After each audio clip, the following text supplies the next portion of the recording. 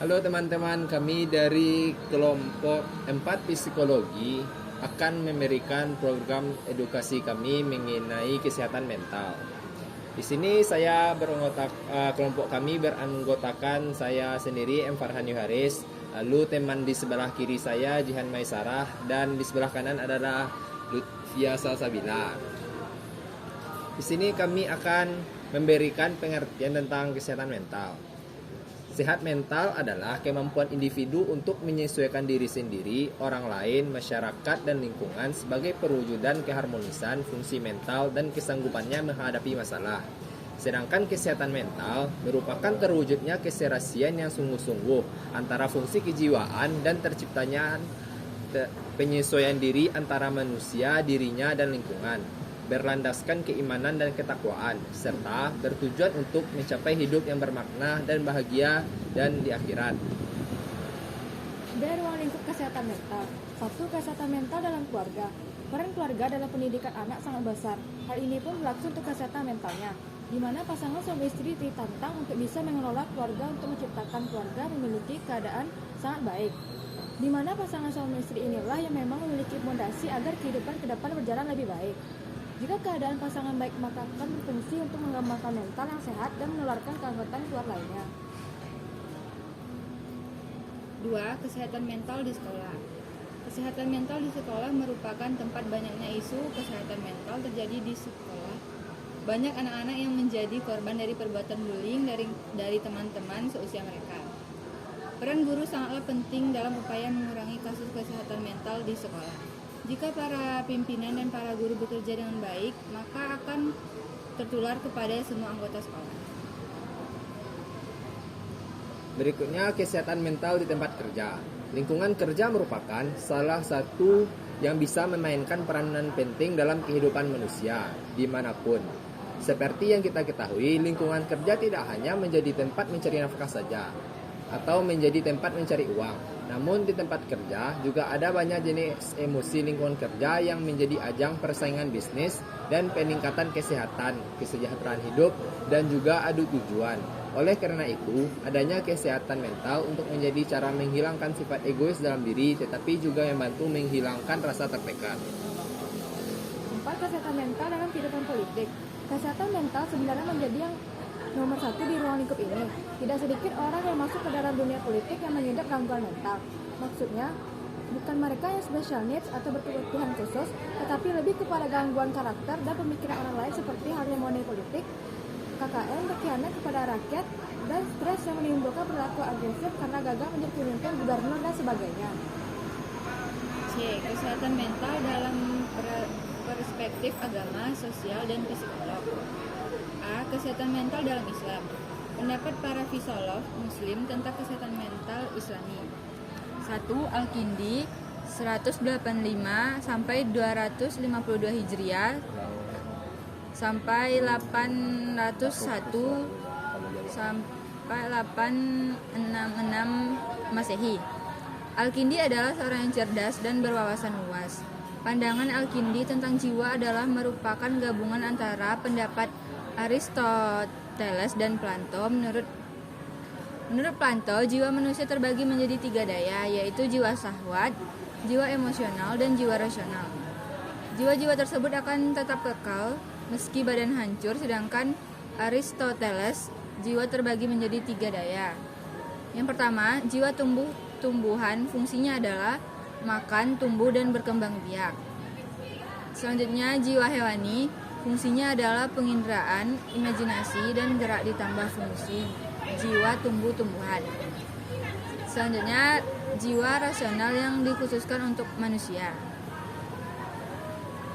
Yang kedua, Abu Bakar Ar-Razi. Hidup 250 Hijriah sampai 313 Hijriah atau tahun 864 Masehi sampai tahun 925 Masehi. Abu Bakar Muhammad bin Zakaria Ar-Razi, beliau adalah seorang dokter yang terkenal dalam dunia Islam pada masanya dan pada abad pertengahan, baik di dunia timur maupun dunia barat. Beliau adalah dokter yang pertama kali menggunakan bahan kimia dalam pengobatan. Menurut Ar-Razi, manusia memiliki 3 jiwa, yaitu an-nafsan natiqah al-lahiyah, jiwa yang bersifat rasional dan ilahiyah. an-nafs al-khadabiyah wa syahwaniyah, jiwa yang bersifat emosional dan kehewanan. Dan an-nafs an-nabatiniyah wa namiyah wa asyahmaniyah, jiwa yang bersifat vegetatif tumbuhan dan syahwat. Selanjutnya itu adalah pemikiran Abu Bakar Ar-Razi tentang kesehatan mental Islami. Cinta dan asmara. Menurut Ar-Razi, orang yang kasmaran menurutnya adalah orang yang umumnya hanya membayangkan kenikmatan yang akan diperoleh tanpa akan terpentik di hatinya. Penderitaan dan sakit yang akan dialami dalam waktu yang panjang. B. Ujub. Ujub muncul ketika seseorang memandang lebih dan lebih terhadap dirinya, sehingga dia menginginkan pujian yang melebihi. Seharusnya sifat ini membuat seseorang memandang orang lain tidak lebih utama daripada dirinya. Sifat ujub ini dapat diatasi dengan cara mengenal aib sendiri melalui orang lain yang dekat dengannya. C. Iri. Keirian merupakan perpaduan pikiran dan ketamakan. Orang yang iri hati adalah orang yang merasa sedih bila orang lain memperoleh sesuatu kebaikan, meski tak keburukan pun menimpa dirinya. Bila keburukan yang menimpa dirinya, maka yang muncul bukan hanya keirian hati, tapi permusuhan. Bagi orang yang menyenangkan dirinya dengan yang dibutuhkannya, maka di dalam jiwanya tiada tempat bagi keiri hatiannya. D. Kemarahan dan dusta.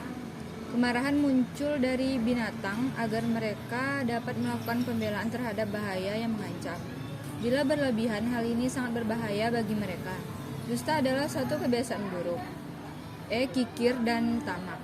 Sifat kikir tidak dapat ditolak keseluruhannya. Nilainya terletak pada alasan melakukannya. Yang ketiga adalah Al-Farabi. Pemikiran Al-Farabi tentang kesehatan mental berkaitan dengan daya fantasi. Jika daya fantasi seseorang sangat kuat, tidak disebutkan dengan hal-hal indrawi yang masuk ke dalamnya melalui indera, tidak sedang melayani daya rasional, maka ia bisa menghayalkan segala hal yang diberikan akal aktif melalui peniruannya terhadap hal-hal yang bersifat indrawi yang terlihat.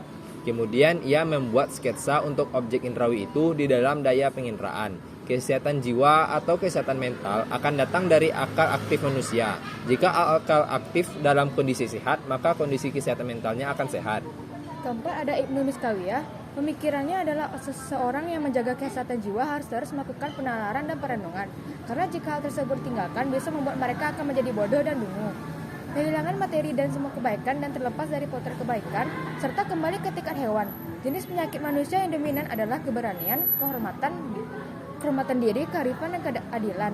Ibnu Miskawiyah menggambarkan adalah 8 jenis kenistaan atau penyakit jiwa diantaranya kalak atau kehilangan kendali diri dan pengecut, 2 sisi yang mengapit as-saja'ah, keberanian, rakus dan pasif, 2 sisi perilaku yang mengapit al-ifah atau kehormatan diri, kebodohan dan kegundungan, 2 sisi yang mengapit al-hikmah yaitu kearifan, perilaku zalim dan zalimi, 2 sisi yang perilaku yang mengapit adalah al-adalah, keadilan. 5. Ibnu Sina. Pertama, hasrat dan dorongan jiwa mengikuti imajinasi. Dalam hal ini, imajinasilah yang mendorong kehendak hasrat yang diinginkan. Kedua, pengaruh pikiran terhadap tubuh, yaitu pengaruh emosi dan kemauan. Ketiga, sungguh emosi yang kuat, seperti rasa takut dapat merusak temperamen organisme dan menyebabkan kematian, dengan mempengaruhi fungsi-fungsi vegetatif. Keempat, rasa gembira atau sedih merupakan keadaan-keadaan mental dan keduanya memiliki pengaruh di fungsi vegetatif. Sebenarnya, jika jiwa cukup kuat, jiwa dapat menyembuhkan dan menyakitkan badan lain tanpa sarana apapun. 6. Ibnu Haz. Menurut Ibnu Haz, setelah membantah semua pendapat ilmuwan tersebut, ia menetapkan keberadaan jiwa bahwa jiwa bersifat non-fisik. Maka ia mendefinisikan jiwa adalah mempersepsikan semua hal, mengatur tubuh, bersifat efektif, rasional, memiliki kemampuan, membedakan, dinamis, memiliki kemampuan dialog, deterbebani. Yang B, karakteristik kesehatan mental Islami dalam pendidikan Islam. 1. Memiliki kemampuan untuk menguasai dan berintegrasi dengannya. Memiliki sikap kepribadian atau sikap batin yang positif terhadap dirinya. 3. Memiliki kemampuan mengualitaskan diri, mampu menghadapi integrasi fungsi psikis. Memiliki otonomi diri, mencakup unsur-unsur pengaturan kelakuan dari dalam ataupun kelakuan bebas. Lalu memiliki persepsi yang objektif terhadap realitas dan memiliki kepekaan sosial. Selanjutnya itu adalah C, kesehatan mental dalam perfeksi sosial dan psikologi. Kesehatan dan perfeksi sosial, semakin meningkatnya pesatnya urbanisasi di kota-kota besar, pembangunan di segala bidang, industrialisasi dan mekanisasi, hingga menyebabkan masyarakat jadi makin kompleks. Maka tak heran jika di kota-kota besar muncul banyak masalah sosial yang menjadi penyebab utama bagi macam-macam penyakit mental. Karakteristik pribadi yang sehat mentalnya secara sosial diantaranya: 1. Memiliki perasaan simpati dan rasa kasih sayang terhadap orang lain, serta senang untuk memberikan pertolongan. 2. Mampu berhubungan dengan orang lain secara sehat, penuh cinta dan kasih dan persahabatan. 3. Bersifat toleransi dan menerima tanpa memandang kelas sosial, tingkat pendidikan, politik, agama, suku, ras, atau warna kulit. D. Kesehatan mental dalam psikologi. Basis psikologi dan abnormalitas mental atau ketidaksehatan mental adalah ketidakmampuan individu menghadapi realita yang membuahkan banyak konflik mental pada dirinya. Biasanya penderita yang tidak sehat mentalnya adalah individu yang tidak mampu atau sengaja tidak mau memikul tanggung jawab kedewasaan. Misalnya disebabkan oleh tekanan ekonomis yang amat berat, dikecewakan dalam cintanya, ketidaksamaan fisik, dan pengalaman yang sangat tidak menyenangkan lainnya, sehingga orang menjadi takut, lalu mencoba mengingkari atau menolak tanggung jawab sendiri. Baiklah, sekian pemberian materi mengenai kesehatan mental dari kami kelompok 4. Jika ada kesalahan dan kekurangan mohon dimaafkan. Sekian. Assalamualaikum warahmatullahi wabarakatuh.